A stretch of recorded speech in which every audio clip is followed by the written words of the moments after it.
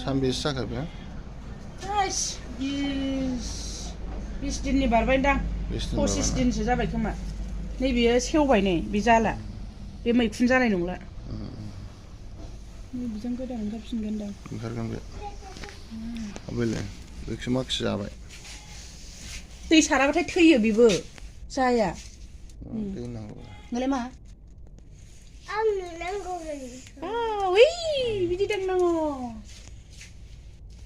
बेल' ना ओरै बियो ओंखारहांबाय नै फिसा फिसा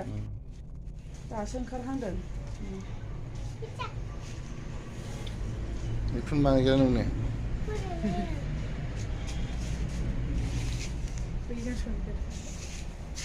बेहा गोदान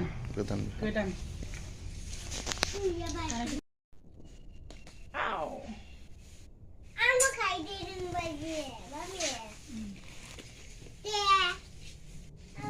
खानो रोंगोन ना रोङा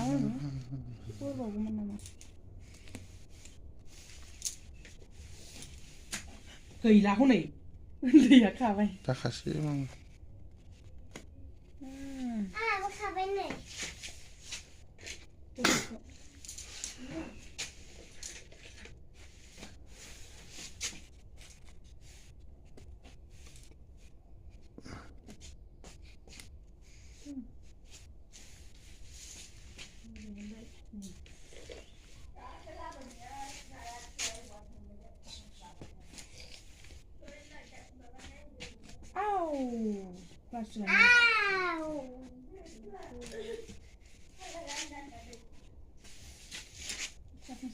मानि जानला मोनला खाथारबाय बियो